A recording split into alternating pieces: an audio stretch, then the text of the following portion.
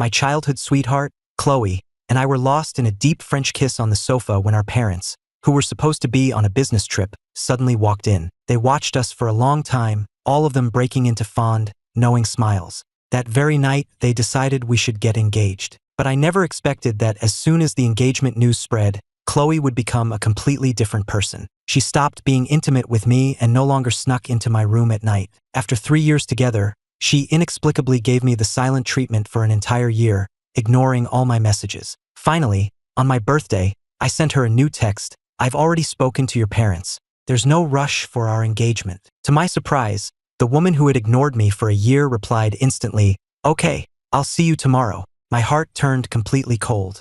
I immediately applied to my university for a 5-year advanced research program at the University of Queensland School of Biological Sciences in Australia, with no plans to return. The woman I had loved for 10 years, since we were kids, I was done with her. But that night, just after I submitted my application, I received a text from my frenemy, Leo Hayes. "I told you I'd have Chloe one day, and I really have you to thank for it. If you hadn't rushed into an engagement, I never would have had my chance." Leo had been in love with Chloe for years, but she only ever had eyes for me. We'd been rivals for as long as I could remember, but I always had the upper hand because she loved me. This time, however, I had lost. My thumb hovered over the screen, and I finally just typed back, "Well, congratulations." Then I put my phone down and ignored every message Leo sent after that. Chloe called the next day at noon. "Ethan, I've booked a table at that French place you love. I'm almost at the campus entrance now." Hearing her voice, I felt a wave of detachment as I mumbled an okay. By the time I got to the campus gate, Chloe's white Bentley was already waiting. I pulled open the passenger door and froze, my eyes stung by the sight of countless one-piece figurines. The cartoonish decorations clashed horribly with the car's understated, luxurious interior. Chloe said casually, "Oh, I forgot to mention, your friend Leo is an intern at my company. He suggested all these decorations. He said you love One Piece. So, do you like them?" I pressed my lips together and said flatly, "They're fine." Soon enough, Chloe and I would be nothing to each other, so I didn't care enough to figure out if she was lying. When we arrived at the restaurant, the host greeted us warmly. "Ms. Vance, will you and Mr. Hayes be taking your usual table?" Chloe's expression soured. She grabbed my hand and said sharply, "Look closely. This is my boyfriend, not my assistant." She glanced at me as she spoke, but seeing my calm expression, a flicker of unease crossed her face. "Ethan," I cut her off, "let's just go inside. I'm hungry." Chloe watched me walk ahead into the restaurant, then smiled and shook her head, telling herself she was just overthinking things. After we were seated, Chloe expertly ordered all my favorite dishes from memory, then excused herself to the restroom. Shortly after she left, her phone, lying on the table, lit up. I glanced over and saw the notification was from a contact named Leo. "Leo?" My heart clenched. I picked up her phone and typed in my own birthday, and it unlocked right to her iMessage screen. In the next second, my fingertips started to tremble. The message from Leo was a mirror selfie of him, almost completely naked. "You mentioned wanting to play a bondage game last time. Want to come over tonight?" I stared at the words, an uncontrollable tremor running through me. In all the years Chloe and I had been together, we had never taken that final step. "Ethan, you're the most precious person to me," she'd said. "I want to save my first time for after we're married." Out of respect for her, I had endured years of youthful passion, no matter how difficult it was. Now, all I could feel was a bitter, self-mocking pity. I forced myself to read it again and again, a kind of self-torture, until the sharp pain in my chest finally dulled into numbness. I turned off the screen and placed her phone back on the table exactly as it was. When Chloe returned, she saw me sitting there, lost in thought, and asked if something was wrong. I just shook my head slightly. She pushed the freshly delivered mango juice towards me. "Stop worrying about whatever's on your mind. Here, their mango juice is amazing, you should try it." I didn't touch it, saying quietly, "I'm allergic to mangoes." The color drained from Chloe's face instantly. Before she could say anything, I flagged down a waiter. "Excuse me, could I get a watermelon juice instead, please?" Chloe froze. She suddenly remembered the last time she'd forgotten one of my preferences. I had been furious, and it took her a full week of coaxing to win me over. This time, I just turned back to her, my face a mask of calm. "I was just looking at the menu. How about we try the escargot?" Suppressing her unease, Chloe said softly, "Ethan, tomorrow is the 16th anniversary of the day we met. Will you come with me to Disneyland?" I zoned out for a moment. 16 years. It was the vast majority of my entire life. After a brief pause, I met her gentle gaze and nodded. After dinner, Chloe drove me back to campus. Once I was back in my dorm room, I looked at all the things she had given me over the years, found a large black trash bag, and threw every single one of them inside. When I went downstairs to the dumpster, I was surprised to see Chloe still standing there. Our eyes met and she spoke first. "What's all that?" My voice was flat, without a trace of emotion. "Just some useless stuff." She held out her hand. "Here, let me throw it out for you." I looked at her and a small, humorless smile touched my lips. "Thanks, I'd appreciate that." It seemed fitting that she should be the one to throw away the gifts she'd given me. She tossed the bag into the dumpster, then wrapped her arms around mine, her voice turning playful. "Throw out whatever you don't want. My future husband deserves the best in the world. From now on, whatever you want, I'll buy it for you." I let out a short laugh. She was right, I didn't want any of it, but I wouldn't need her to buy me anything ever again. I didn't want to dwell on it, so I changed the subject. "Why are you still here?" Before Chloe could answer, a man's voice came from behind us. "Excuse me, are you Ms. Vance? Mr. Hayes asked me to deliver these clothes to you. They're all new." I glanced over and saw that the clear garment bag was filled with different kinds of prep school uniforms. A sharp pang went through me as a single thought surfaced in my mind. Roleplay. Chloe took the bag from the delivery guy, a flicker of heat in her eyes, before she turned to me and explained, "Leo and his sister are investing in some web series set in a high school. They need these for costumes."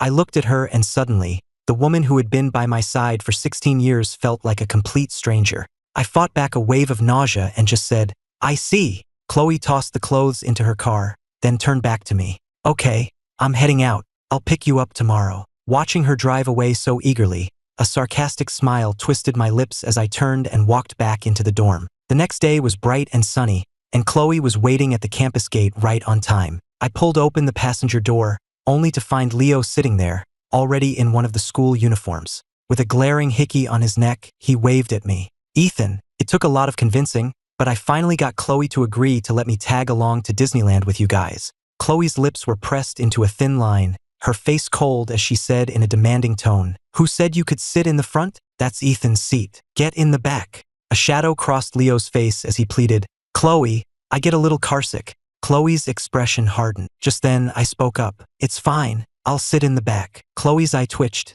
but before she could protest, I had already opened the rear door and settled in. Her face was grim as she got in and started the car. I was watching the scenery fly by when Leo suddenly spoke to me from the front seat. "You know, Ethan, I used to be so jealous that you had a girlfriend as amazing as Chloe. But I'm not jealous anymore, because I've finally found someone who truly cares about me too." Sitting right behind the passenger seat, I had a clear view of Chloe's cold expression softening for just a fraction of a second. That fleeting tenderness was like a knife in my heart. After a moment, I managed a weak smile. "Well, let me be the first to wish you two all the best." Leo caught my calm gaze in the rearview mirror and clenched his jaw in frustration. He was about to say something else when Chloe cut in coolly, "Leo, I don't like people chattering next to me when I'm driving." Leo immediately softened, nodding. "Of course, Chloe. I'll be quiet." The car sped along, and before long we were at the entrance to Disneyland. As soon as she parked, Chloe took my hand and led me inside. After a few rides, the heavy weight in my chest began to lift,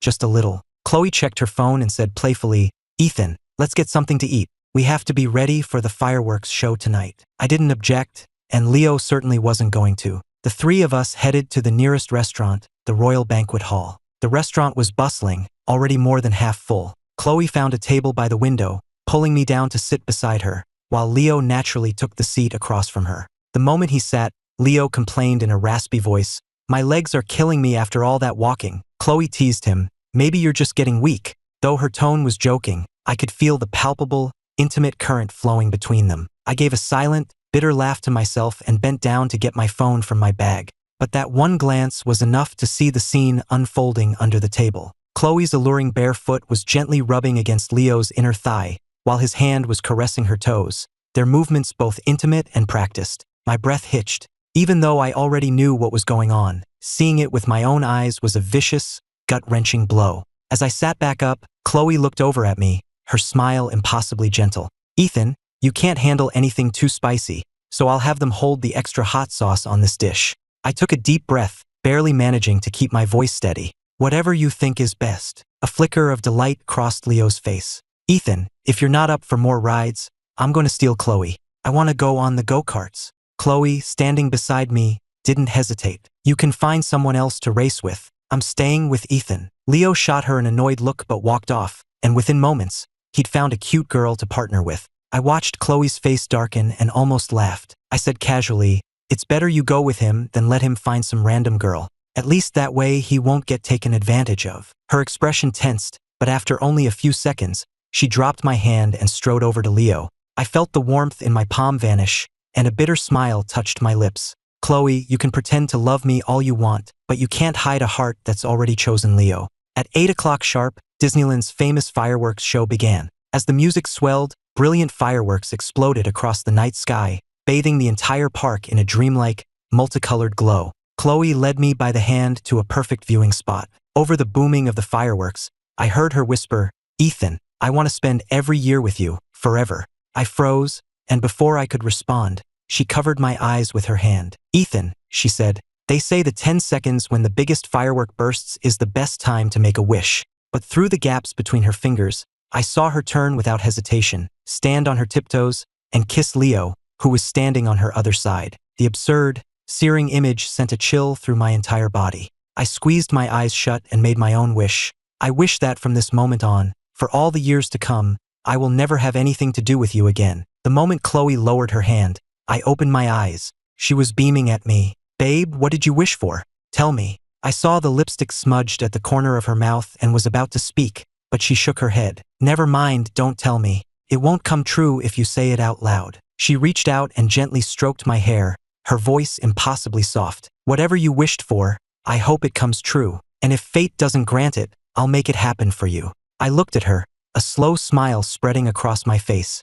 "Really?" Chloe nodded emphatically. "I promise." Behind her, the sky exploded in a finale of color, and in that moment, her eyes reflected only me. I pushed down the acidic feeling rising in my throat and smiled at her. "Okay." Just then, Leo walked over. "I've got to take off. I'll leave you and Ethan to it." Chloe immediately turned to him, her brow furrowed. "Where are you going?" Leo held up his phone. "Some friends invited me out." Chloe's lips thinned, her voice turning cold. "Text me your location when you get there, and tell me who you're with." A pleased look flashed in Leo's eyes. "I know, Chloe." She watched him until he disappeared into the crowd before turning back to me, only to find me staring at her. She paused, then said quietly, "Leo's sister Leah is a good friend of mine. I'd feel responsible if anything happened to him while he's my intern." I stared at her face, suddenly remembering my freshman year of college. Chloe had just taken over the Vance Corporation and was working nonstop, yet she still made time to visit me on campus every single day. She looked completely out of place among the students in her power suits, but she'd hold my hand without a care in the world as we walked laps around the track. "I want everyone to see that you, Ethan Peterson, are mine," she'd said with a smile. "So no one else even thinks about trying." And she had succeeded. Everyone on campus knew I was taken. But now, the same woman could ignore me for a year and worry about another man's safety. I forced a smile, the taste of bitterness in my mouth. "I get it. The fireworks are over. Let's go home." On the way back to the car, Chloe remembered something. "Oh, Ethan, are you free this weekend? Leah is back from her studies abroad, and we're throwing a welcome home party for her. You should come with me." I looked down. Leah, Leo's older sister. She'd been studying overseas since high school, so I barely knew her. Chloe shook my arm playfully. "Ethan, you wouldn't make me go all by myself, would you?" I pulled my hand away. "Fine, just send me the address beforehand. I'll be there." Only then did she seem satisfied. She dropped me off at my dorm and left. The weekend arrived quickly. I followed the address Chloe sent me to a high-end private club, one of those exclusive places run by a few trust fund kids from our social circle. A staff member led me to the private room, but as I reached the door, I could hear the sounds of rowdy conversation from inside. "Chloe, you ignored Ethan for a year and he's not even mad? You got him back with just a few sweet words. No wonder you always said he's the only one you'd marry. In the future, you could probably bring another guy home to live with you, and Ethan would just obediently give up the master bedroom for them." Then I heard Chloe's voice, chiding them playfully. "Ethan is the man I'm going to marry. Even if I have my fun on the side, I'll never let him find out. Now shut your mouths, all of you, and don't you dare talk about him like that again." The room went quiet for a second, then someone asked cautiously, "Chloe, you're pregnant with Leo's baby. What are you going to do? A baby?" The words hit me like a physical blow, and my mind reeled in disbelief. Chloe's voice followed,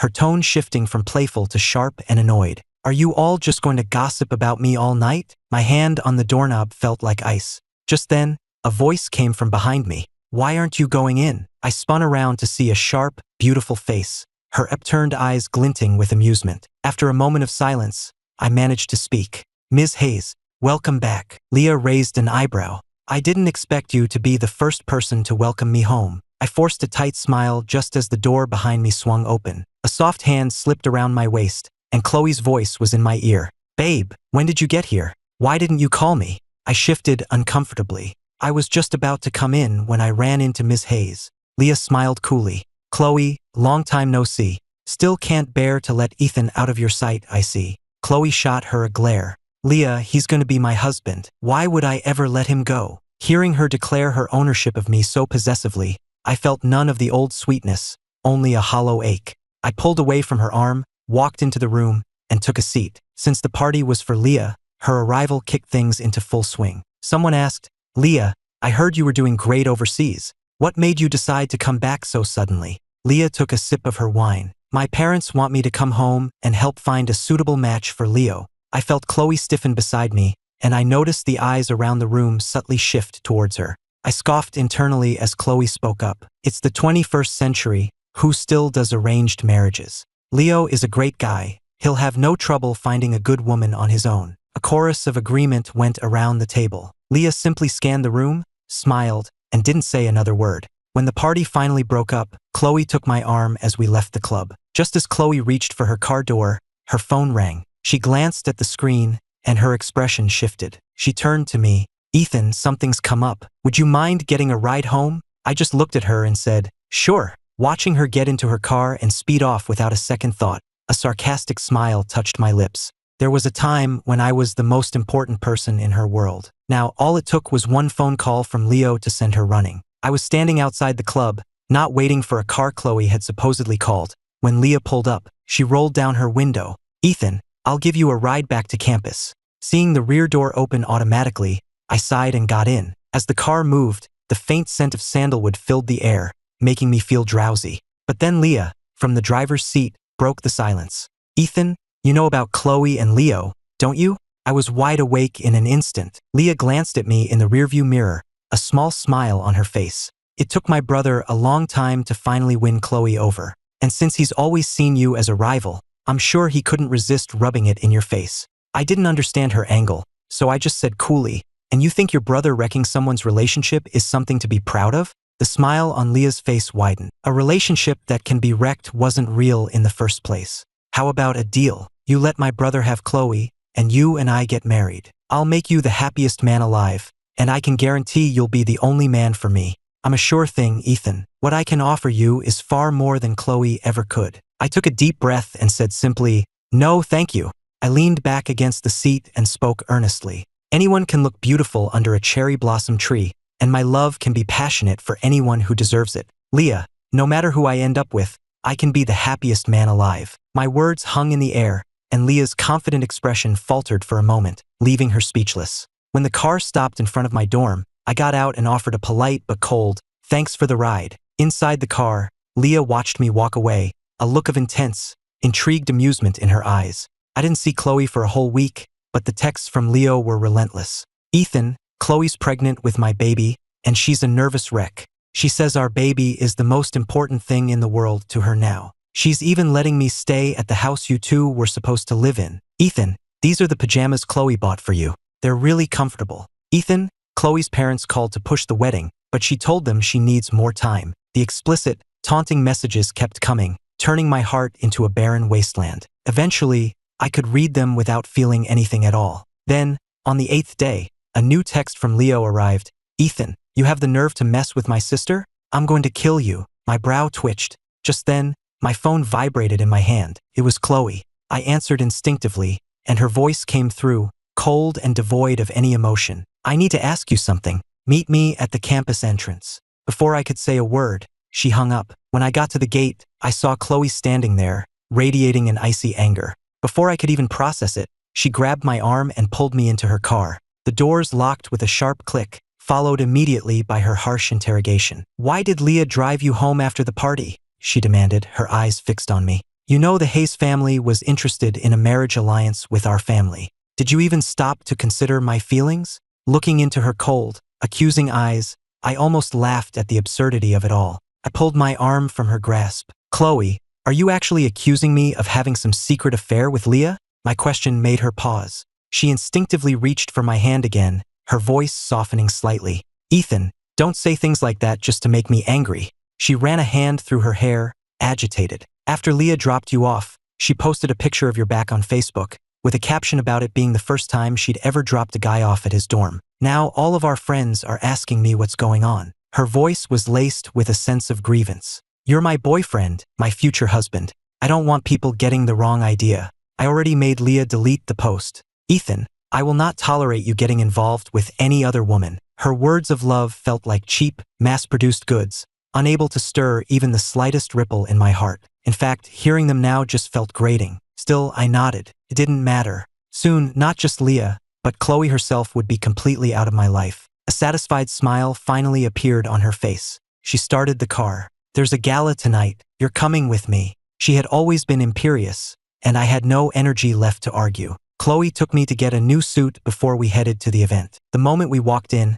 I saw Leo, impeccably dressed and surrounded by a crowd of admiring women. I watched as the smile on Chloe's face instantly vanished. I smiled and gently removed my hand from hers. Looks like your assistant is getting mobbed over there. You should probably go rescue him. Seeing how understanding I was, her tone softened. Okay, you wait here. I'll be right back. I watched her march towards Leo, her pace urgent, like someone rushing to reclaim a prized possession. I calmly looked away. I ended up waiting for 3 hours. I was getting tired, so I headed towards a quiet lounge area to rest. As I neared the door, I heard soft, panting sounds from within. Chloe, do you like the feel of the chains under my suit? My heart seized. Chloe's breathless moan came next. I love it. You have to wear them for me again. Be gentle. I'm carrying your baby. Remember? Listening to those sordid sounds, the last spark of light inside me died. I don't even remember how I got out of that ballroom. As the cold night air hit my face, I felt as if my heart had been ripped from my chest and shattered on the pavement. The next day,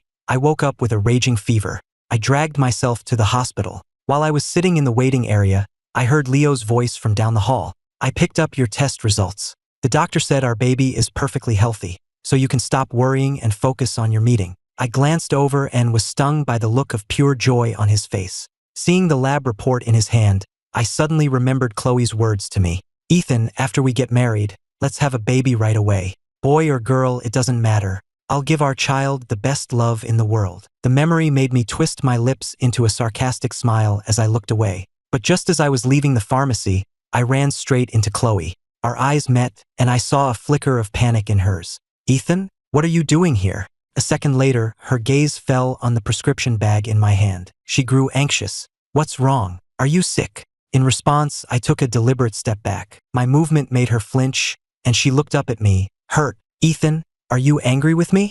Last night, after I made sure Leo got home okay, I got cornered by a business partner. You know Vance Corp is in a critical growth phase right now. I couldn't just walk away. Watching her rush to explain, a wave of sadness washed over me. When had lying become so easy for her? I cut her off quietly. Chloe, I don't feel well. I'm going home. Seeing me turn to leave, she grabbed my arm. You can't go home by yourself when you're this sick. Let me drive you. I hesitated for a second, then gave a single, indifferent nod. But I was wrong to think she was taking me back to my dorm. Instead, she drove to her private villa downtown. As I looked at the house that was supposed to be ours, designed from top to bottom according to my own preferences, Leo's text echoed in my mind. She's even letting me stay at the house you two were supposed to live in. Chloe, oblivious to my turmoil, led me inside. Ethan, you should just move in. You're going to be the master of this house eventually anyway, and this way I can take better care of you. She turned to me, her smile soft. The thought of coming home to you every day,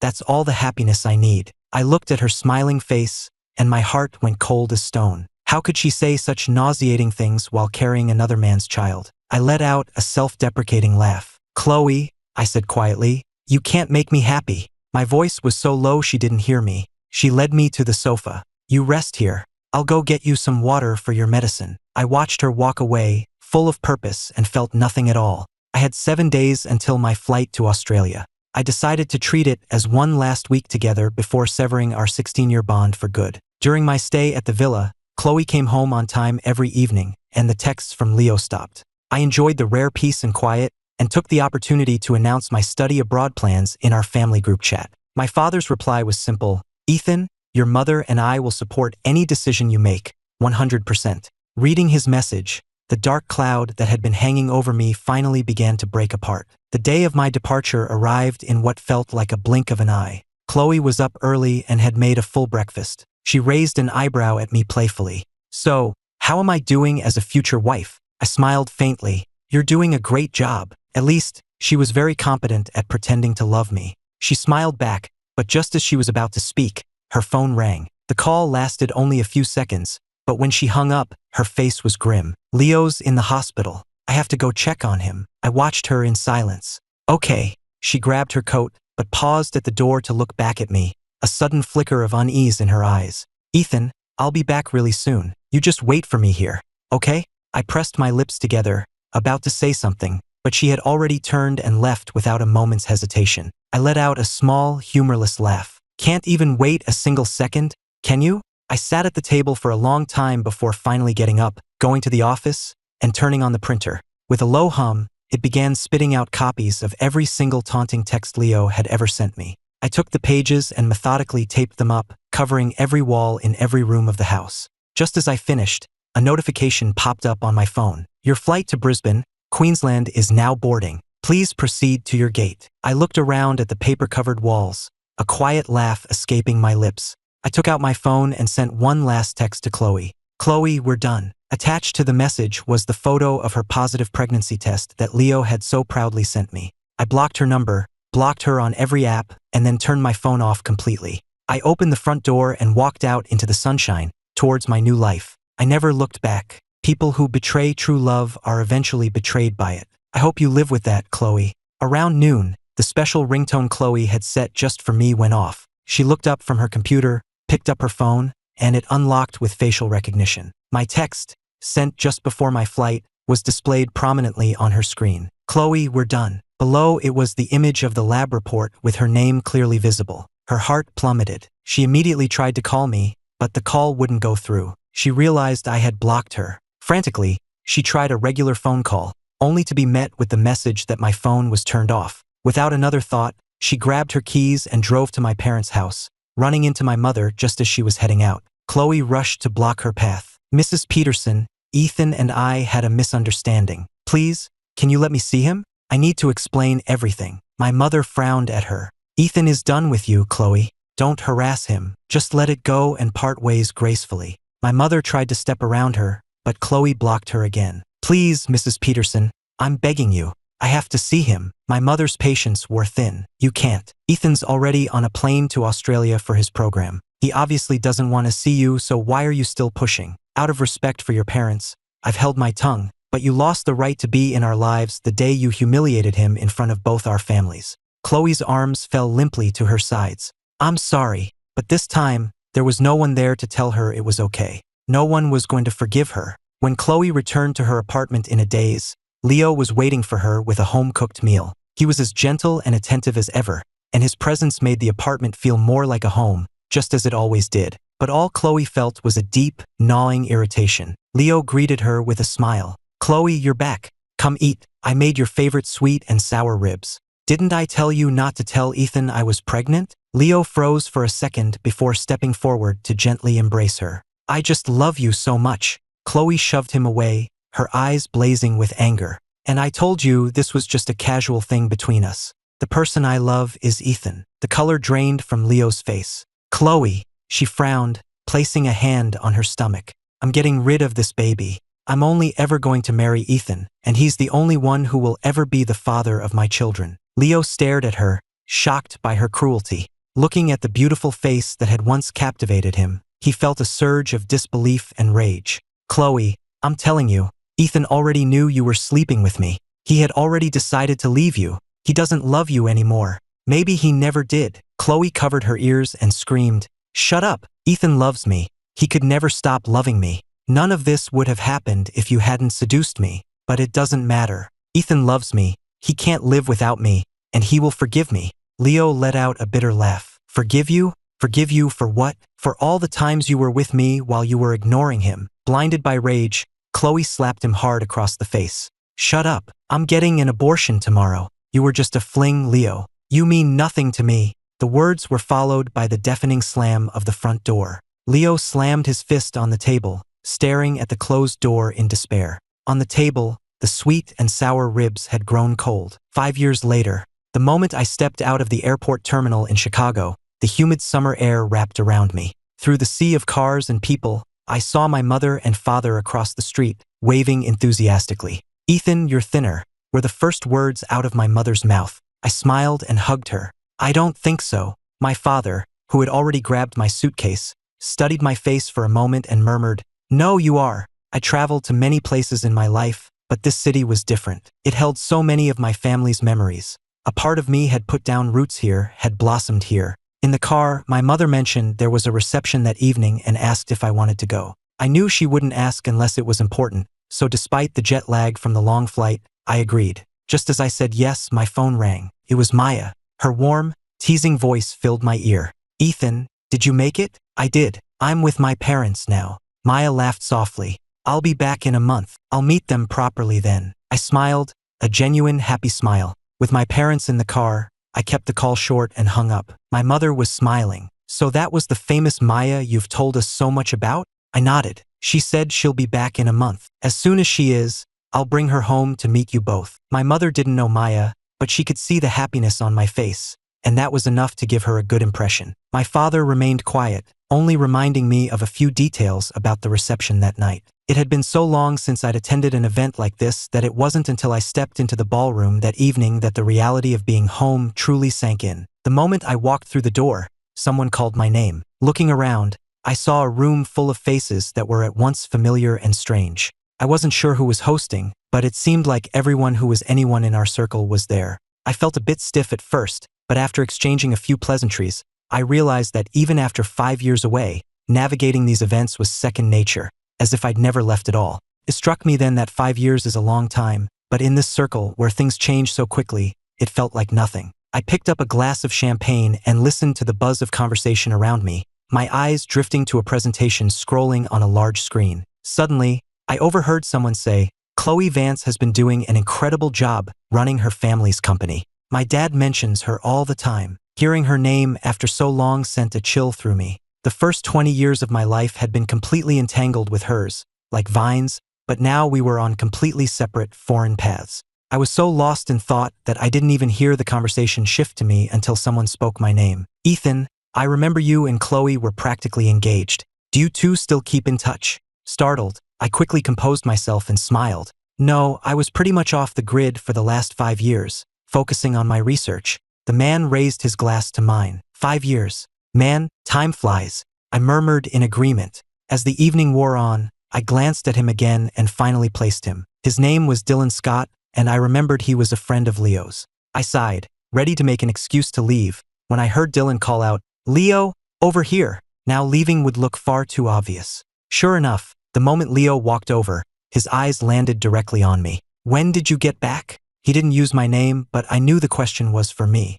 To avoid making a scene, I answered calmly, just today. Thankfully, Leo didn't press further. It's not like we were friends who could make small talk, but of course, some drunk guy nearby had to chime in. Hey, I remember 5 years ago, Leo, you became Chloe's personal assistant just to get with her. So, did it work? Did you get the girl? Others, sensing drama, chimed in, yeah, what happened? Leo and Dylan exchanged a quick look. That's all in the past, Leo said, trying to laugh it off and change the subject. So you didn't get her? That's a shame. I always thought you and Chloe made a great couple. The guy wouldn't let it go. Wait, wasn't she pregnant with your kid? Why didn't you two end up together? Did she get rid of it? None of this had anything to do with me anymore. I was worried that if this continued, I'd be dragged into it. I raised my glass. I see a friend over there. Excuse me. I used it as an excuse to walk away, thinking about how much some people love to gossip. I walked out onto the terrace for some air, and my eyes met hers completely by surprise. It was Chloe. Her beautiful eyes were like sharp blades, cutting through my composure and making my mind go blank for a second. I quickly recovered, sidestepping to walk past her. She seemed just as surprised, but she reached out and grabbed my wrist. Ethan, when did you get back? I pulled my arm free, answering coldly, today. She didn't let go, however, and instead her eyes scanned my face, taking me in. The years apart had changed me. My face had lost its boyishness, replaced by a more mature, composed look. I had a new kind of confidence now, a different kind of charm. I frowned. Can you let go of my arm? She reluctantly released me. Before she could even apologize, I was already walking away, practically fleeing as if she were the plague. Chloe watched me go, her chest rising and falling rapidly as the composure she'd been holding on to began to crumble. This time, she swore to herself she would not let me go. But I was nowhere near as calm as I looked. I had moved on from our past, but the memory of the pain she caused still lingered. After a while, I decided I'd spend enough time out there and headed back inside to make one final round before heading home. I wasn't paying attention, however, and ended up drinking more than I'd intended. Around 11, guests started to leave, many of them completely drunk and being helped out by their assistants. I wasn't that far gone, but I was definitely buzzed. I walked to the entrance and pulled out my phone to order a ride. My parents were still inside networking, so I'd left our driver for them. But the venue was in a remote area, and no drivers were accepting my request.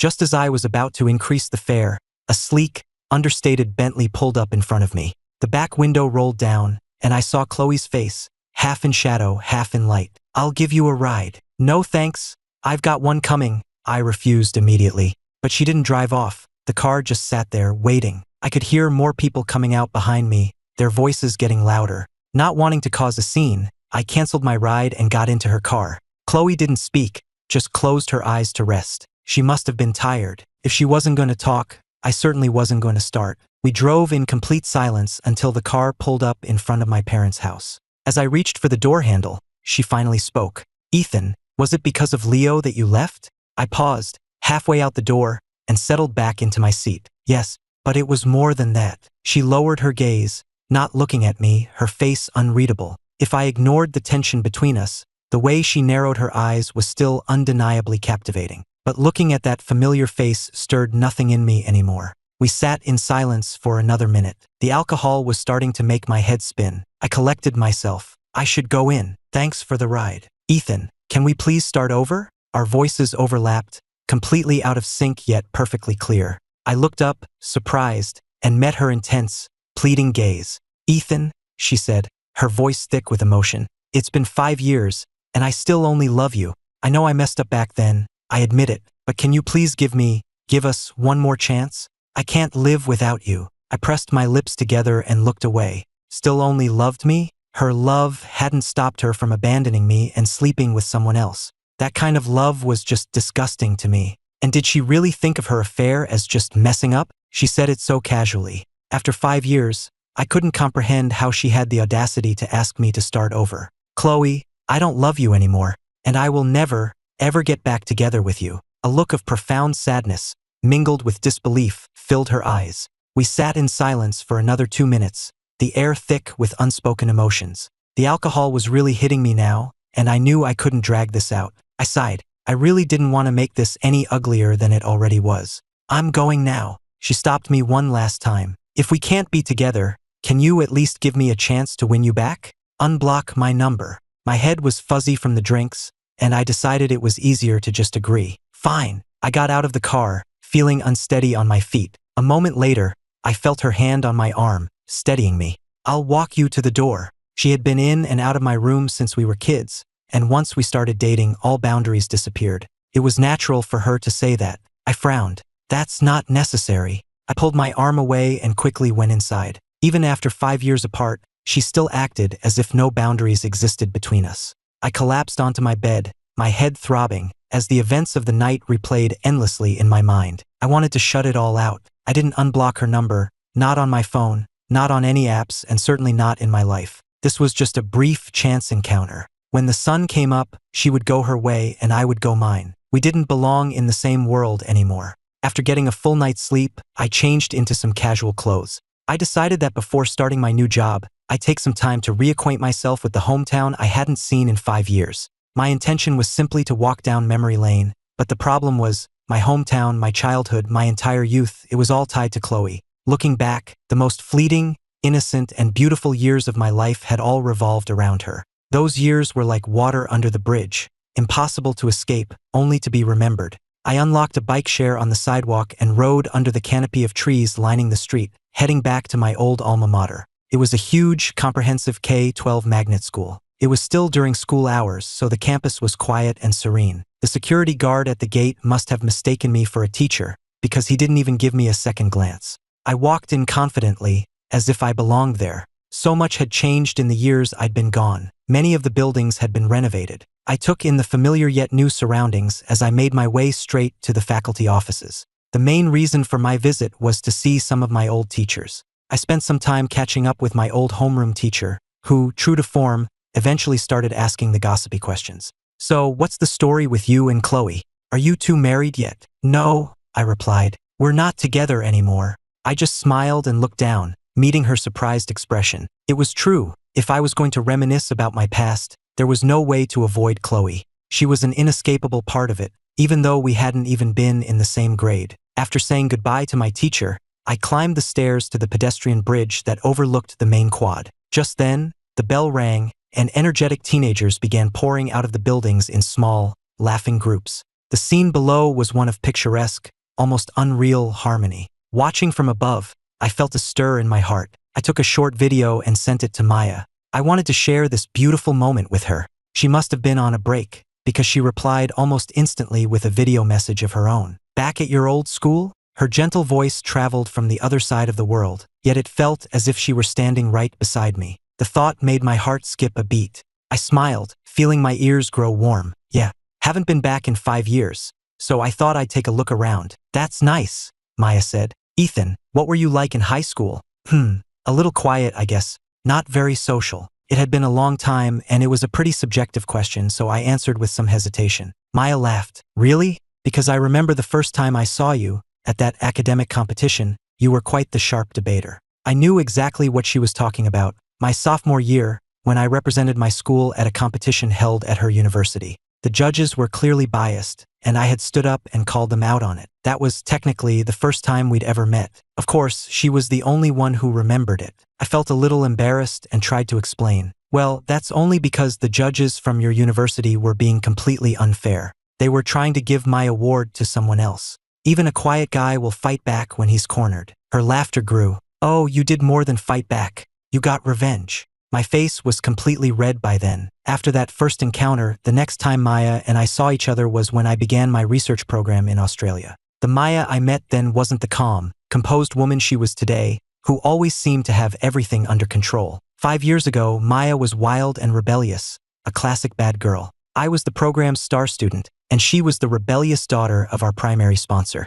In the beginning, we clashed constantly over the research. As the actual scientist, I didn't think an amateur like her had any business interfering, especially since she was just nitpicking for the sake of making trouble. But Maya argued that as the project's biggest financial backer, if she couldn't even voice her opinion, then maybe she should just pull her funding. We were both incredibly stubborn, neither of us willing to give an inch. The staff and our advisors were caught in the middle, trying to mediate between us. Finally, I was the one who suggested she participate directly in the research. I figured she'd only back off after seeing how things really worked. During that period, I intentionally made things difficult for her, assigning her all the most tedious, menial tasks. I thought the pampered rich girl would quit in a week, but to my surprise, she stuck it out to the very end. That's when my opinion of her completely changed. And after that, she stopped interfering with the research, no longer obsessed with her impossible standards. From then on, we started to see each other in a new light, and our relationship naturally grew from there. Maya later told me she'd recognized me the moment she saw me, from that competition back in college. I held her in my arms and asked if it was love at first sight, if she'd been carrying a torch for me all that time. She didn't say anything, just looked at me with the softest expression and nodded gently. "Yes." Snapping back to the present, I looked at her beautiful face on my screen and smiled. "You're right, I hold a grudge. You'd better watch out." She gave me that same adoring look she always had. "Okay, please, Ethan, never let me off the hook." By the time I got home from my old school,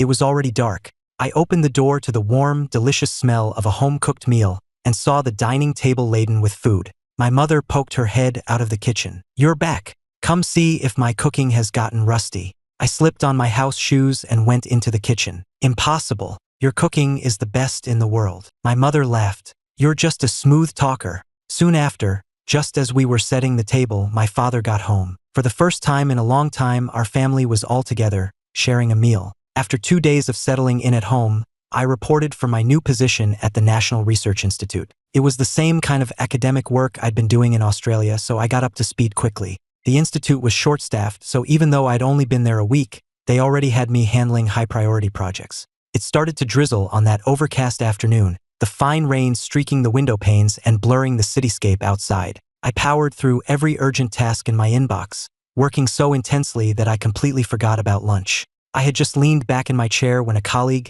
David, walked in with a stack of freshly printed, still warm documents. "Ethan, meeting in the small conference room at 3. I took a sip of my now cold latte. "What's it about?" "New investor. Management assigned them to our team. We also have to present the results from 2 experiments and join a video conference with the team in California." After listing the insane workload, he asked timidly, "Maybe we could ask another team to handle the experiment presentation?" I took it all on. "No, we've been handling that project from the start. Just leave the files here." I was used to a heavy workload. This was nothing new. I arrived at the conference room 5 minutes early, shifting into my professional, serious mindset as I pushed open the door. I was surprised to find that everyone was already there. My boss, my colleagues, the sponsors, and sitting at the head of the long table looking cool and elegant was Chloe.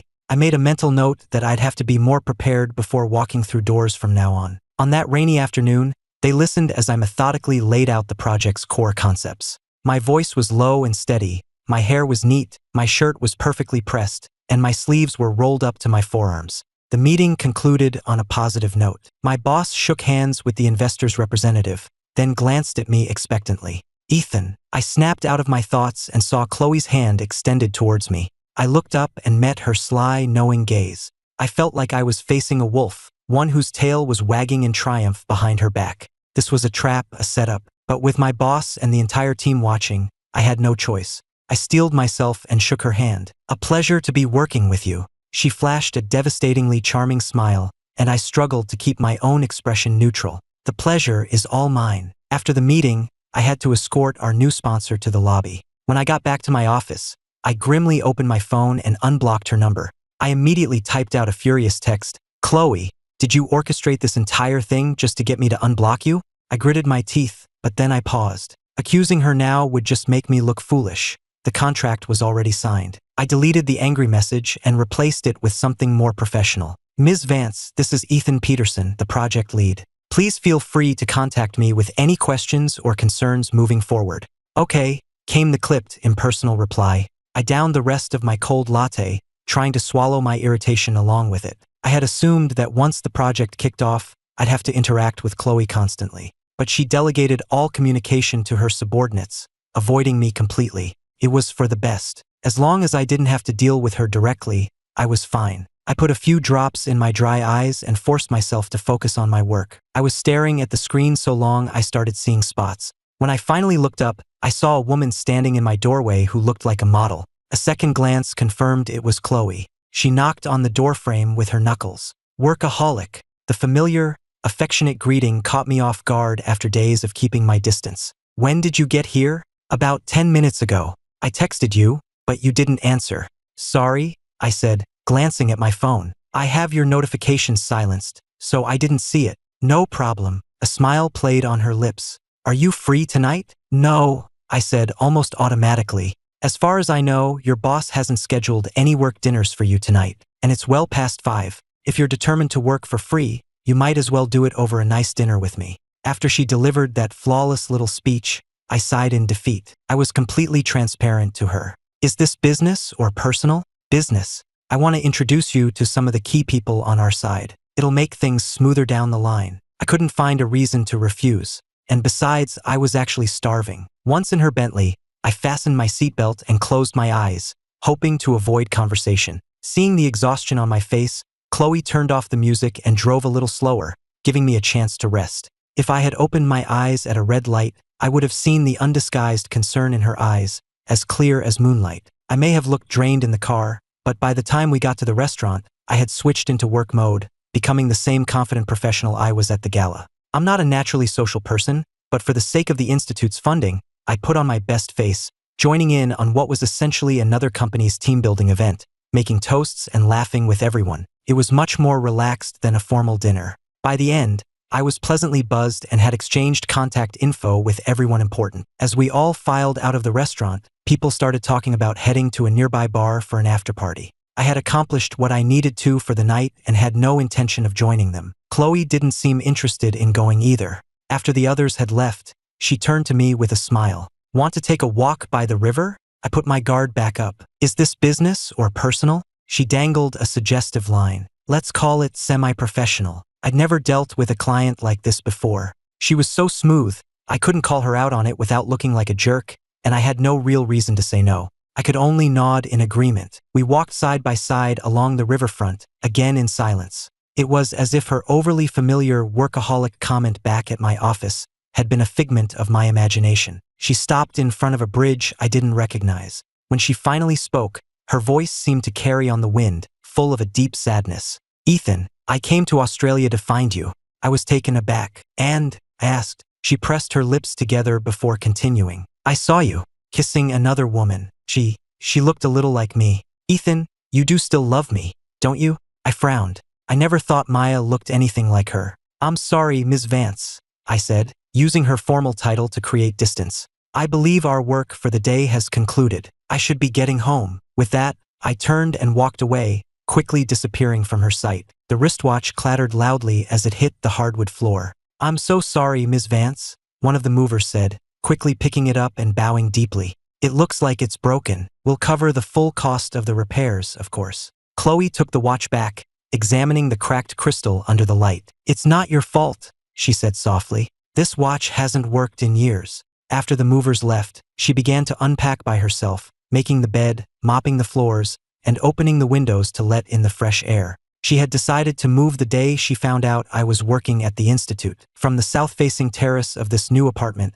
she could just see the residential building where I lived. Lying alone in a rocking chair on the terrace, listening to the rustle of the leaves, she remembered the day her watch had stopped. In the second year of my absence, she finally got a lead on where I was. Without a moment's hesitation, she booked a ticket, taking a grueling red-eye flight all the way to Australia. When she'd first learned I was gone, Chloe had asked everyone we knew where I'd gone. But I hadn't told anyone, and my parents, the only ones who knew, refused to even speak with her. It was only after visiting my old university professor several times that she happened to see a souvenir I'd sent on the professor's desk, and finally figured it out. The entire flight, she was filled with a nervous, hopeful energy. She wore the watch I had given her, mentally rehearsing over and over how she would apologize, how she would win me back. She was determined that this time, she would make things right between us. She went straight from the airport to the University of Queensland School of Biological Sciences, asking everyone she saw for directions. She finally found someone who knew me.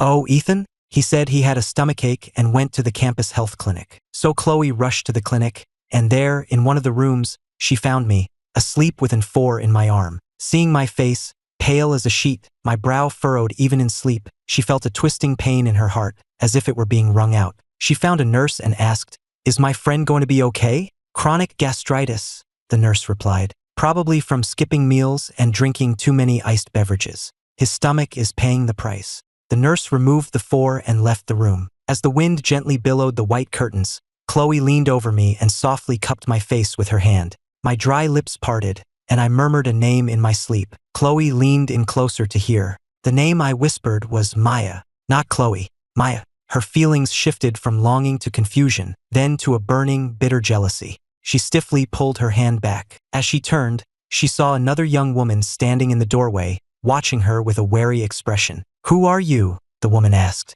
"And what are you doing here?" Chloe's heart clenched with pain. She knew instantly that this must be Maya. She was speechless, unable to answer. Who was she to me now?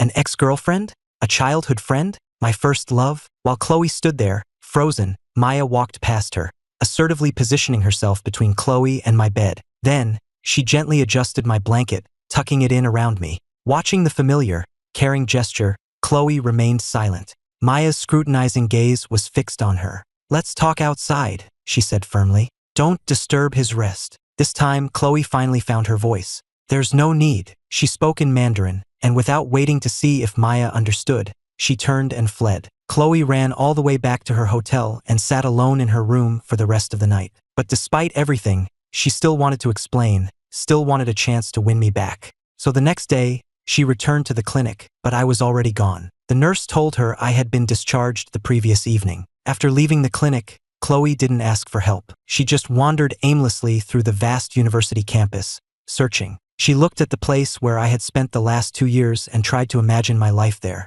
Was I happy? Was I outgoing or quiet? Did I ever get homesick? Lost in these thoughts, she walked a full circuit of the campus. As dusk began to fall, by the shore of a small, unnamed lake, she finally found me. And Maya was with me. She watched as the girl stood on her tiptoes and kissed the boy she loved. The scene was painfully beautiful. Chloe clenched her fists, but she couldn't bring herself to interrupt. The moment she turned to leave, she was hit by an oncoming bicycle. That was when her watch broke. It was just a scrape, but the pain brought tears to her eyes. The cyclist was a young student who stood over her, apologizing profusely, completely flustered. Chloe hung her head, the sunset illuminating the raw grief on her face. She had a desperate need to voice her pain, not caring who was listening or if they understood. "I thought he would never leave me," she sobbed. "I thought we'd always be together, no matter what. I was wrong. I know I was wrong. I'm so sorry. Please don't leave me." Love was like a door. She had thought it was only temporarily closed, but when she tried to open it again, she found it had been locked from the inside. Hearing me call another woman's name, she finally understood that she was no longer the most important person in my life. To me, she was now just an empty shell from a past memory. Ignoring the student's confused stare, Chloe wiped her eyes, stood up, brushed herself off, and walked away. Ethan had a new life now. There was no place for her in it. The Chloe who returned from Australia was a different person. She threw herself into her work, becoming a relentless workaholic. It was the only way to keep from thinking about me and about Maya. The pain was too much to bear. She worked like a machine, transforming herself into a model of success among her peers. And just when she was starting to believe she could build a new life for herself, I reappeared. Suddenly, without any warning, I was right there in front of her again. I was within her reach. And so she reached out. She grabbed hold and refused to let go. All her carefully constructed walls came crumbling down. She couldn't lie to herself any longer. She still loved me and she wanted to be with me. This would be her last chance. She told herself just one last try. She would do everything in her power to win me back. She was prepared for me to avoid her, to say cruel things. She knew she deserved it. As long as she could earn my forgiveness, nothing else mattered. That's why she invested in my research institute, specifically requesting that my team be assigned to the project. Afraid of pushing me away, she waited patiently until she had a legitimate reason to approach me. I had returned alone. This was her final opportunity. She slept reasonably well on her first night in the new apartment. She woke up 2 minutes before her alarm, quickly washed her face, changed into her running clothes, and headed out the door. The mild temperature was perfect for a morning jog. Her fitness tracker set the pace while her headphones played a public playlist I had created on Spotify. It felt a bit like stalking, but she often used a private account to keep up with my social media. She ran 2 laps around the neighborhood, working up a light sweat, before stopping at a small, steaming breakfast diner. "I'll have an order of dumplings," she told the owner. Then, looking at the handwritten menu on the wall, she added, "and a bowl of your house special oatmeal, for here." The owner could tell she wasn't from the neighborhood and enthusiastically recommended his specials. "You have to try our fresh donuts and crullers. They're the best in the city, super crispy." Chloe was easily persuaded. "Okay, I'll take one of each." She paid with her phone and found a seat inside. She ended up with a table full of food, and after sampling a bit of everything, she realized she just wasn't used to this kind of food anymore. It made her miss her family's cook. Determined not to waste food, she kept eating, wondering if she should just go home for lunch, when she heard a familiar, clear voice. "2 plain bagels and a coffee to go." Her eyes darted towards the counter, and through the steam rising from the coffee machine, she saw my blurry outline. I hadn't seen her. I grabbed my breakfast and left. By the time Chloe quickly finished her food and ran outside, all she saw was my car pulling away from the curb. I had already settled back into my life here. Summer was setting in, and the 8 a.m. sun was already bright. Chloe went back to her apartment, showered, and got dressed for work. She was now in complete control of her family's corporation, the one person whose voice held the most authority. At lunch, she met with some senior figures in her industry, gathering intel. In the afternoon, she had a meeting scheduled at the Research Institute. My Research Institute, their 2 companies were collaborating on a major, multi-year research project. As the primary client, Chloe had the right to visit the institute and check on the project's progress at any time. She also had a standing weekly meeting with my team every Wednesday. The leather chairs in the conference room were comfortable. She sipped her coffee, sweet and creamy, as she listened to our team present a very satisfactory proposal. She would interject with a question now and then, her eyes fixed on me as I spoke, her gaze brushing over my lips like a feather. So, in summary, we've drafted two potential approaches. Plan A prioritizes return on investment, while Plan B sacrifices some short-term profit to focus on building long-term brand reputation. Ms. Vance, what are your initial thoughts? Both proposals are strong, Chloe said, closing the binder. I'll take them both back to my executive team for a final decision. My voice was flat and professional. Of course, please let us know if you have any questions. My colleagues filed out of the room, leaving the two of us alone. I looked down, tidying my papers, while Chloe sat across from me, staring. I frowned, uncomfortable under her gaze. Was there something else, Ms. Vance? If not, I really need to get back to work. She laughed, her lips parting in a small smile. Does asking you to dinner count as something else? I pretended I hadn't heard her, grabbed my files, and practically ran from the conference room back to my office. But Chloe wasn't one to give up easily. She was right behind me, and just as I was about to shut my office door, she stuck her hand out to block it and slipped inside. Can I help you with something? I asked, my tone deliberately cold. Chloe just smiled. Nope, just thought I'd hang out for a bit. She casually sat down in the chair across from my desk. I ignored her and tried to focus on my work, the steady click of my mouse the only thing keeping me grounded. Out of the corner of my eye, I saw her shift in her chair. So, she said, leaning forward and resting her chin in her hand, which plan do you think the old board members will go for? Since she was talking business, my mind automatically began to analyze the possibilities. Based on my experience dealing with boards like theirs, they prioritize public perception and brand image above all else. They'll probably choose Plan B. As I said it, her smile widened, and I had a sudden, sinking feeling. I think they'll choose Plan A, she said, her voice full of confident provocation. Wanna bet? I was equally confident in my own assessment, and honestly, I wanted nothing more than to knock her down a peg. Bet what? I challenged, lifting my chin. She narrowed her eyes playfully. Well, she purred, drawing out the word. If you lose, you have to take me to dinner. If I lose, I'll grant you one wish. Anything within my power. It sounded like a childish dare. I scoffed but agreed. You're on. With that, she left my office. A few moments later, I heard someone calling my name from the main workspace. Ethan, come get some coffee. Coming. Hey Ethan, Ms. Vance bought coffee for the whole team. This one's special, just for you. I pressed my lips together. I couldn't bring myself to feel pleased about it. My boss saw Chloe as a major asset and had forged a deep, long-term partnership with her company, even setting aside a dedicated office space for her team at our institute. In reality, her people rarely used it, since their own corporate headquarters was just a few blocks away. Chloe herself was incredibly busy, only showing up in our department occasionally to buy everyone coffee or for an official meeting. But every Wednesday afternoon, without fail, the entire team would be buzzing with an energy usually reserved for recent college grads on their first day of work. The women on my team would wear full makeup and their sharpest business attire. The men, who usually procrastinated, would have their reports in my inbox hours ahead of schedule. Even our messiest coder would tidy his desk. Once, my boss put his hands on his hips and pretended to be annoyed. Really, guys? It's just Ms. Vance. You should all be more like Ethan. He treats every meeting the same. It's not the same, one of them retorted. Ethan's a catch himself. He doesn't need to impress anyone. But for the rest of us, Ms. Vance is the most eligible person we're ever going to meet in this lab. We have to shoot our shot. Another one joked, yeah, Ethan, stay out of it. Don't ruin this for us. I was just walking past with my coffee and heard the whole exchange, and I couldn't help but smile to myself. I didn't know what kind of person Chloe was now, but the Chloe I used to know was not someone worth falling in love with. Still, I could understand how they felt. I had been just like them once. It's like that line from The Little Prince. If you tell me you're coming at 4 o'clock, I'll be happy from 3 o'clock. I had to admit, Chloe had a captivating charm, then and now. Not that it mattered to me anymore. It was another one of those evenings where I was completely swamped with work. Another team had meddled in our experiment reporting, and when they made a mistake, they tried to blame it on one of my junior researchers. I spent the entire day running around, fixing their mess and clearing my team member's name. By the time it was all over,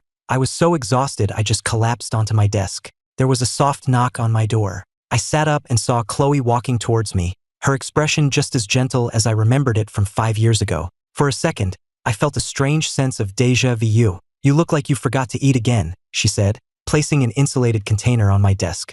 I heard from one of your colleagues that the team lead next door was giving you a hard time. I silently cursed my gossipy colleagues, my voice flat as I replied, "It was nothing, it's handled." I glanced at the clock on my computer screen. It was 8 p.m. "Why are you here so late?" "To bring you dinner, of course. Though it looks like I'm a little late." She carefully opened the container, and the steam that rose up seemed to cloud my vision for a moment. "Don't tell me your family's cook made all this." Chloe just smiled and gestured for me to eat. I couldn't refuse. The smell was exactly the kind of home-cooked meal I'd been craving, and I was absolutely famished. I dug in, and after just a few bites, my eyes started to sting. I don't know where the Fiancée found their cook, but her food was always exactly what I loved. The taste brought back a flood of memories. "You didn't have to come all this way just to bring me food," I said. She answered without missing a beat. "You have a sensitive stomach and you skip meals. What happens to my investment if you get sick? We're tied together on this project, Ethan." Another excuse I couldn't argue with. I didn't respond. She watched me eat,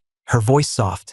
"I'm leaving for London tomorrow for a week. You need to eat on time, cut back on the iced coffee, and take care of yourself." I wanted to snap at her, to tell her not to talk to me like my mother, but it's hard to argue when you're eating someone's food. I swallowed my retort along with the rice. She waited until I had finished, then took the empty container and said, as if it were the most natural thing in the world, "Okay, I'm going. Don't stay too late." It felt so natural, as if that was exactly what she was supposed to say. Time is a strange and powerful thing. All those years together had woven us into each other's lives, making her care and presence a familiar habit. Even with 5 years of silence between us, the moment we were back in each other's orbits, she slipped right back into that old role, and I found myself passively accepting it. I watched her leave, then sat at my desk, speechless.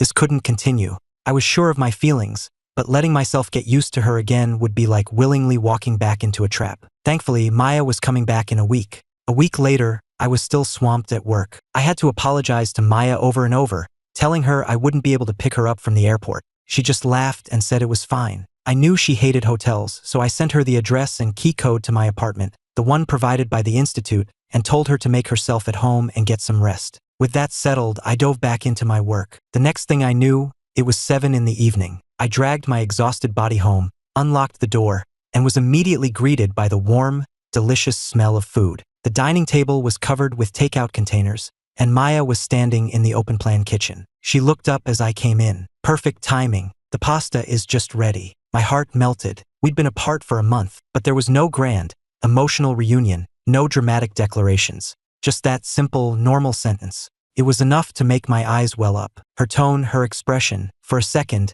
it felt as if we'd never been apart at all. I even saw some of her clothes hanging to dry on the balcony. I walked up behind her and wrapped my arms around her. "What's wrong?" she asked. I rested my chin on top of her head and whispered, "I missed you." She soothed me with a warm voice. "I'm sorry I'm late." We stayed like that for a moment before she sent me to the living room to wait. A few minutes later, she placed a bowl of pasta in front of me. Simple, with a few greens and a poached egg on top. I knew this was the absolute peak of her culinary ability. I'd barely eaten lunch, and now even this incredibly simple bowl of pasta looked like the most delicious thing in the world. I twirled the pasta with my fork, took a few bites, then glanced at Maya, who was watching me intently. "Didn't you get any sleep after a flight that long?" "I took a nap," she said. "It was enough." I really was starving, so I focused on eating, not having the energy for conversation. I barely touched the takeout, but I finished every last bit of the pasta. I felt a wave of exhaustion hit me as soon as I was done. I hadn't been sleeping well all week. "I'm just going to close my eyes for a minute," I mumbled. "So tired." Maya thoughtfully brought a pillow and a light blanket from the bedroom, her hand gently touching my forehead. "Get some rest." As I lay down on the sofa, I could smell the warm, sun-dried scent of the pillow. Maya had grown up privileged, catered to her whole life, yet since we'd been together, she had taken it upon herself to take care of me. She had just gotten off a long-haul flight, and the first thing she did was cook for me and look after me. I felt a pang of guilt. Lying there, listening to the clatter of dishes from the kitchen, my consciousness slowly faded, like milk being poured into coffee. Just as she was finishing up, I managed to whisper, "Thank you." She laughed softly, a helpless tone in her voice. "You don't have to thank me." Her gentle laughter was the last thing I heard before I drifted off to sleep. Meanwhile, Chloe, on her business trip in London, quickly finalized her deal with the investors. She remembered seeing me post about a limited edition guitar I'd been wanting for ages,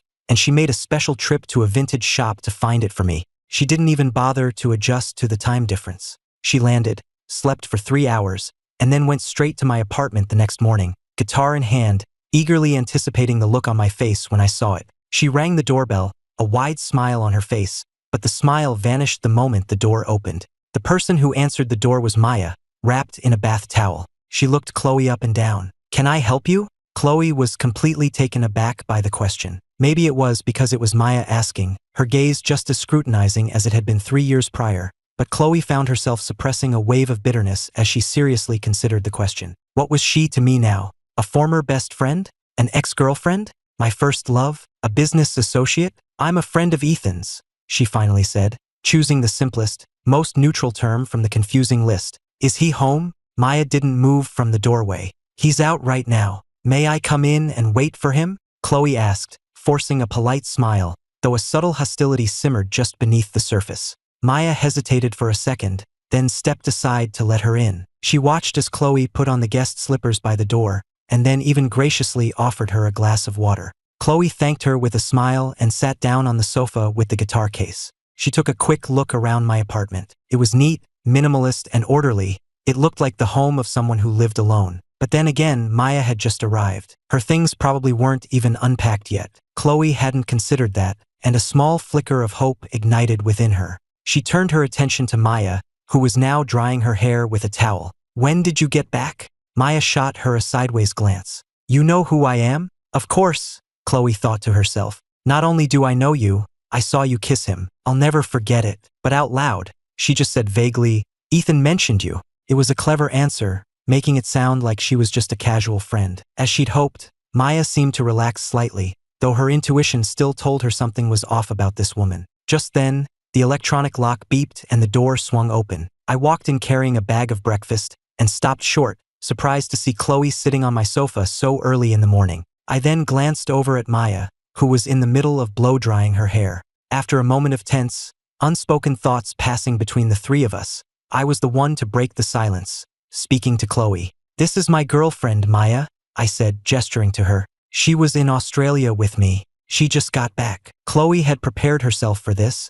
and she kept her expression pleasant. Maya walked over, gave me a quick kiss on the cheek, and said softly, "I'll let you two talk. I'm just going to go get changed."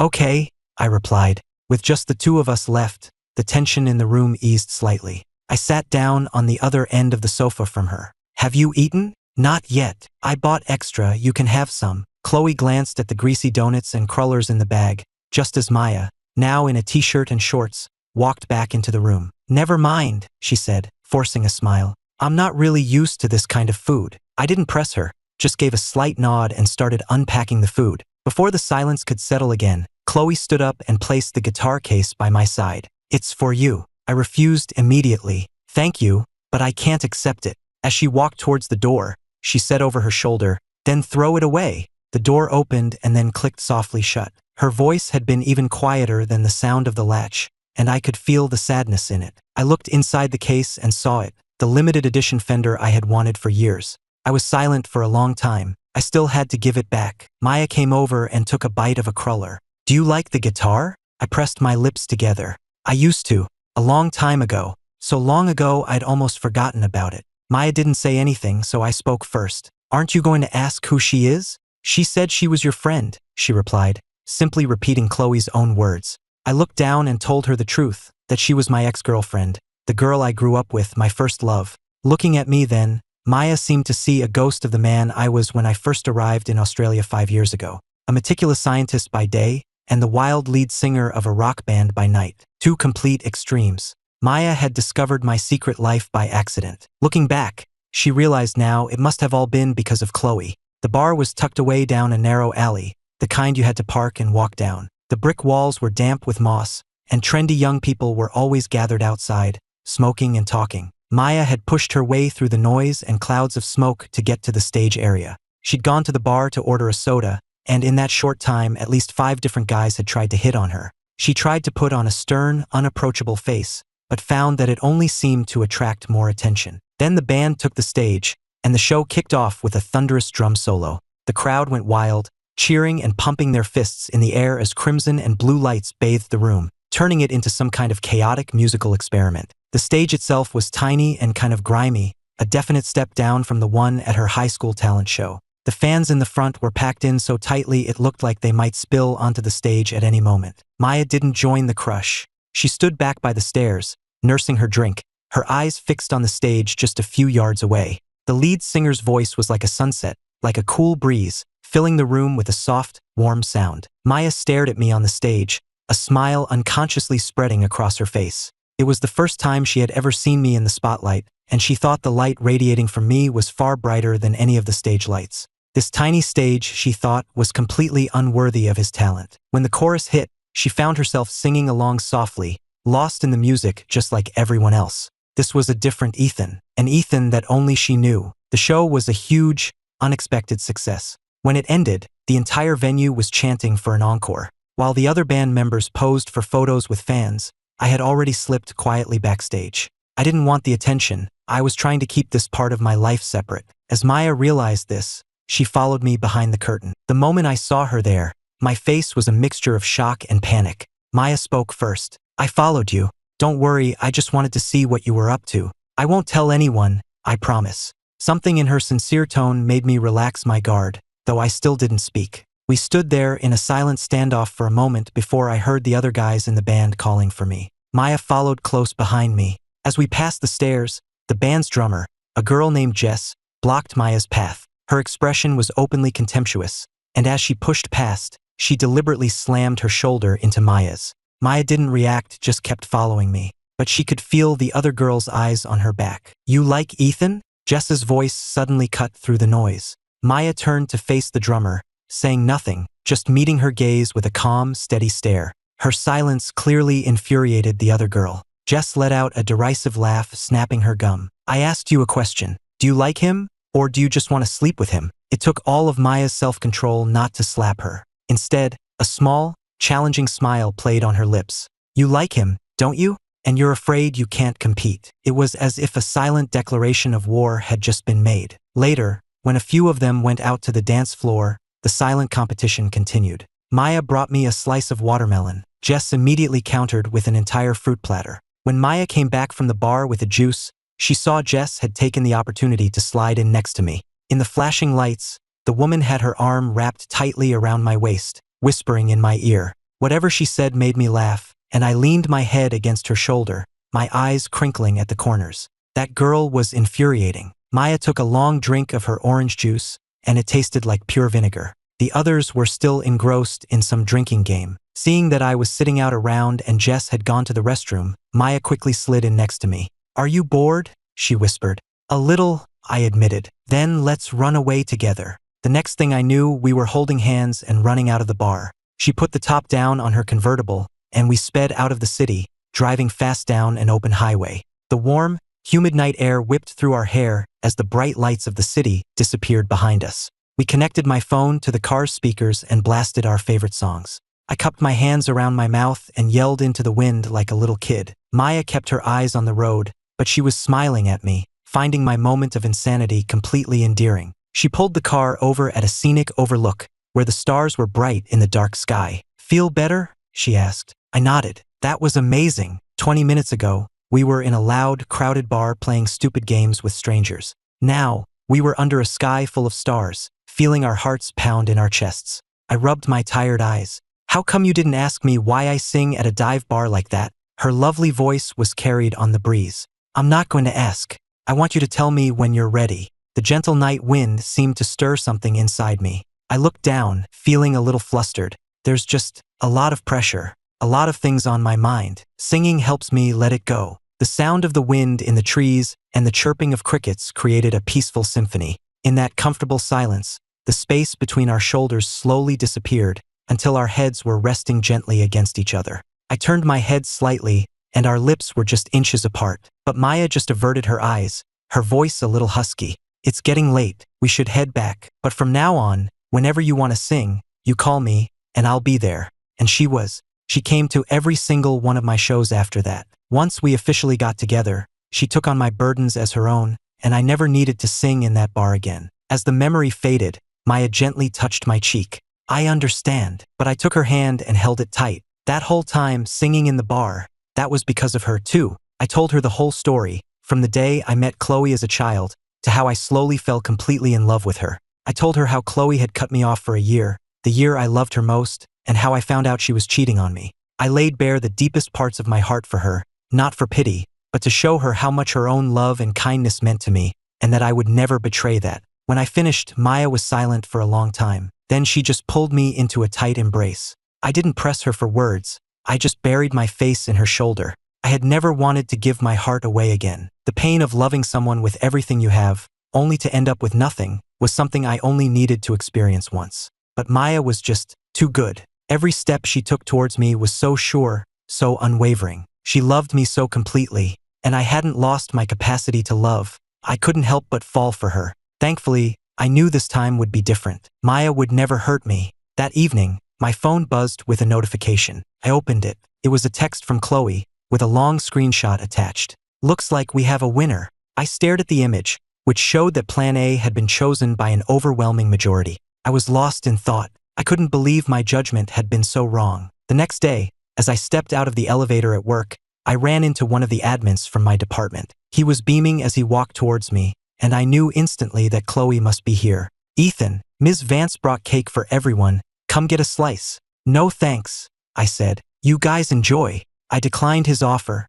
eyeing the spread of pastries and coffees on the break room table. It felt like a fox bringing gifts to the henhouse. I went straight to my office and shut the door. She was sitting in my chair, playing Minesweeper on my computer. "Where have you been? I've been waiting forever." It was just like old times. "Did you recommend Plan A to your board?" I asked, getting straight to the point. "Of course not," she said, her voice and expression the picture of innocence. "That would be cheating." I was sure she had cheated to win the bet, but I had no proof. A bet was a bet. I reluctantly conceded. "You win. So, when do you want to have that dinner?" She closed the game, swiveled my chair around to face me, and met my gaze. "Now." I stared at her, surprised. "Now? It's barely 9 in the morning." An awkward, in-between time, but she nodded firmly. "Right now. Come on, I already cleared it with your boss."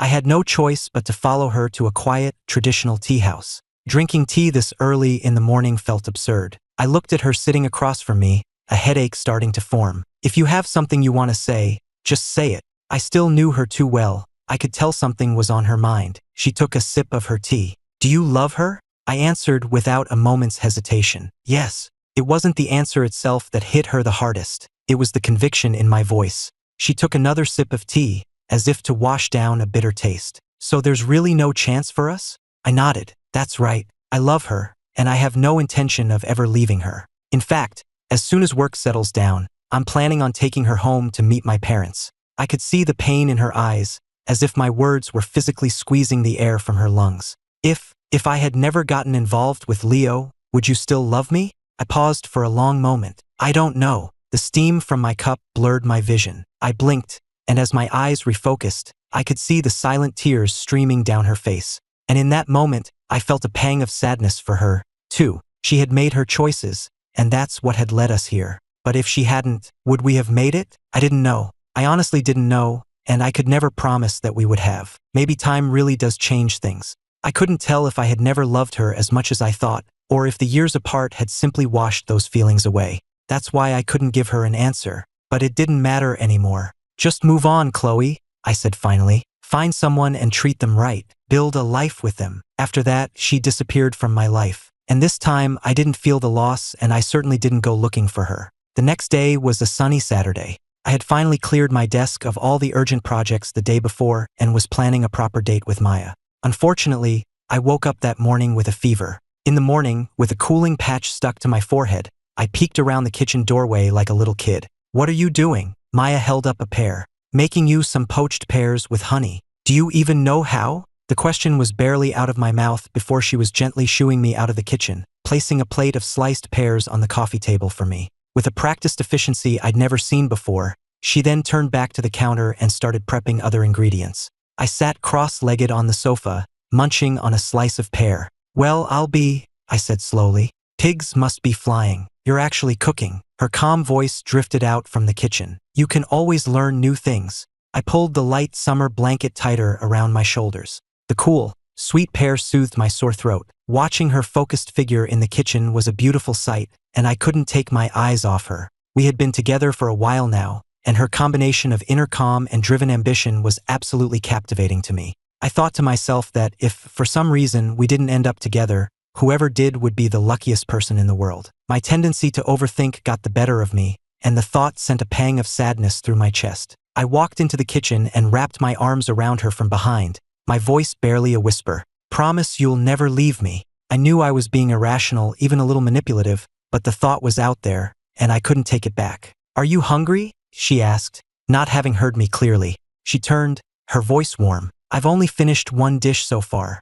Can you wait a little longer? It's nothing, just came to see what's on the menu, I said, letting go and trying to look casual. When did you learn to cook all this? She gave a wry smile. Right now. I read online that you can't taste much when you're sick, so I figured you'd be the perfect guinea pig. With that, she leaned in and gave me a natural, easy kiss. Go wait in the living room. It's a mess in here. My heart fluttered. It felt like I was in a beautiful dream I never wanted to wake from. Please, I prayed silently, just let me stay in this dream a little longer. By the time the weekend was over, my fever was gone. The overall project plan was finalized. Now it was just a matter of execution. It was too early to celebrate the final victory, but this milestone was worth acknowledging. The Vance Corporation's leadership organized a weekend retreat for the team at a lakeside resort, and they invited my entire team and our families to join. The retreat was very relaxed. Aside from a group barbecue at noon, everyone was free to do their own thing. When I arrived hand in hand with Maya, we immediately drew a lot of stares. So that's why you're not interested in anyone at the office, one of my colleagues teased. You've been hiding the good one at home, another chimed in. Why'd you keep her a secret for so long? I could feel myself blushing, but Maya just squeezed my hand and said smoothly, that's my fault. I've only just gotten back to the country. I'll be sure to treat you all to dinner soon to make up for it. Amid the cheers, the guys on my team dragged me off to a game of poker. After a few hands, I got bored, found someone to take my place, and slipped outside for some fresh air.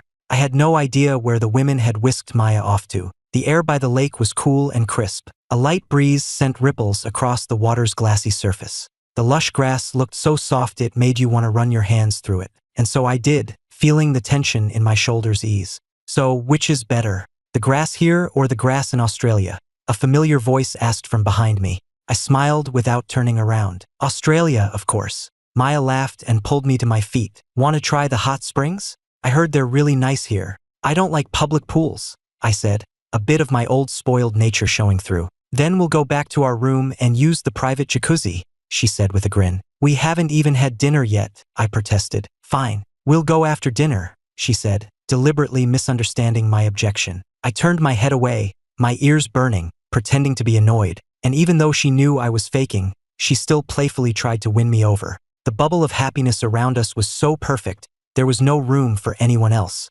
Just off the path, hidden behind a stone wall, Chloe watched us. Her face was blank, but a closer look would have revealed a deep sadness in her eyes. But stronger than the sadness was a sense of relief and a silent blessing. She was happy that I had found someone who loved me with her whole heart. She sincerely hoped I would always be this happy. Keep moving forward, Ethan, she thought. Don't look back. Neither of us should ever look back. The 6 a.m. sun was a perfect, glowing orb. My internal clock woke me before my alarm. I rolled over gently in the hotel bed and looked at the woman sleeping beside me. I finally understood what it meant to be woken up by the sight of pure beauty. We had been up half the night, and by all rights I should have been exhausted, but instead I felt surprisingly refreshed. I propped my head on my hand and just watched her sleep, listening to the sound of her steady breathing, admiring the way her long lashes rested against her cheek. A wave of pure happiness washed over me. My eyes lingered on her lips, and I couldn't resist leaning in to steal a soft, secret kiss in the morning light. Just as I started to pull away, her arms wrapped around me, holding me close. Her eyes were still closed as she murmured, "What time is it? Still early?" I whispered, stroking her hair. "Go back to sleep." Wake me at 7:30, she mumbled. "I have a morning meeting." She sleepily kissed my forehead, and her breathing soon deepened again. I held her close, feeling a sweetness that was almost overwhelming. I drifted back into a sweet, contented sleep. After that weekend, everyone at the Institute knew I had a girlfriend. I decided there was no reason to hide it anymore. Maya's work was based here now. We weren't going to be apart again. Maya and I fell right back into the honeymoon phase. No, it was even better than before. On weekends, we ran errands together. During the week, we both excelled at our jobs. And every second after work, we were inseparable, sharing every little detail of our days, and having all-night video calls whenever one of us had to travel. I started writing music again, not as an escape anymore, but purely for the joy of it. Whenever I came up with a new melody, Maya was the first person I'd share it with, weaving my love for her into the lyrics. She would remember the smallest things I mentioned offhand and would move heaven and earth to get them for me, only to hand them over with a casual air. Sometimes I missed her so much during the day that I would drive for half an hour just to see her for my lunch break, even if it meant another half-hour drive back. In the private lounge attached to her CEO's office, two figures were lost in a deep kiss. After nearly 10 minutes, Maya was the one to finally pull away, though she stole one last peck. "If we keep this up," she murmured against my lips, "our lunch is going to get cold." "I'm not done yet," I grumbled, leaving a playful bite mark on her shoulder before reluctantly letting her go. I pulled the small table over, opened our takeout containers, and started to eat. It was the middle of summer, but the lunch special still came with hot soup. I touched the side of the pumpkin soup bowl. "Ow, that's hot." Without a word, Maya took my bowl, blew on a spoonful of soup, and held it out to me. "Here, now it's not." She fed me the spoonful, and the sweet soup was the perfect temperature. I watched, a little stunned, as she patiently blew on each spoonful before giving it to me. "Maya," I said, a note of wonder in my voice, "you've really changed." She smiled, confused. "What do you mean, changed? You're not leaving until you explain." The tips of my ears went red. "That's not what I meant," cleared my throat. "It's just, you never used to be this attentive." She put down the spoon and reached out to pinch my cheek. "You're so ungrateful. I just didn't know how to cook before. But who was it that always stood up for you whenever you got in trouble?" Now that she mentioned it, I realized she was right. Maya had never been one for words. She showed her love through actions. If I hadn't been paying close attention, I would have missed so much. Luckily, the Maya I had now was good at both. When had she changed? The question lingered on the tip of my tongue, but I swallowed it down along with the last spoonful of soup. After we ate, she had an urgent file to review and told me to take a nap while she worked. I stretched out on the sofa, resting my head in her lap, careful not to put too much weight on her. My view was of her soft chin and her beautiful lips. It was like a scene out of a novel. She was completely absorbed in her work, and I felt a pang of protectiveness, wanting to ease her burden. The soft, rapid tapping of her keyboard was the only sound in the quiet room. I let my gaze rest on her collarbone. "Did I bother you?" I asked quietly, "just showing up like this?" "Never," she said, gently stroking my hair. "Having you here makes me feel calm." Her words instantly erased any doubt or insecurity. I took her free hand and laced my fingers through hers. I hoped we could stay like this forever. I was completely content. "Ethan, your girlfriend's here." My head snapped up, a huge smile already spreading across my face before I even saw her. My colleague clicked his tongue. "Just kidding, but look at that lovesick smile." I glared at him until he left. Then I glanced at my own reflection in my dark phone screen and saw that he was right. My expression was ridiculously soft. It was almost the end of the day, so I quickly wrapped up my work. As I looked down, I caught a faint, familiar scent from my clothes. We'd been up late the night before, and in my morning rush, I'd grabbed one of her white t-shirts to wear as an undershirt by mistake. I'd spent the whole day keeping my jacket zipped up so no one would notice. "That happy look is back on your face, Ethan. Your girl is here to pick you up." This time, he was telling the truth. I hurried outside just as she was pulling into a parking spot. She got out of the car, and even from across the parking lot, she was stunning. My heart was hammering in my chest, but I tried to look calm, fiddling with the hem of my shirt. Maya held out her hand to me. "Tired?" I wasn't, really, but hearing her ask, I pulled her into a tight hug and just said, "A little." "You've worked so hard," she said, taking my hand. "Let me take you out for a nice dinner." In that moment, I knew I would love her for the rest of my life. On a weekend when we were both finally free, Maya filled her car with gifts, ready to go with me to formally meet my parents. She was ready to take our relationship to the next level. She couldn't wait another second to be my wife. I knew, without a doubt, that our future would be bright and that we would love each other for the rest of our lives.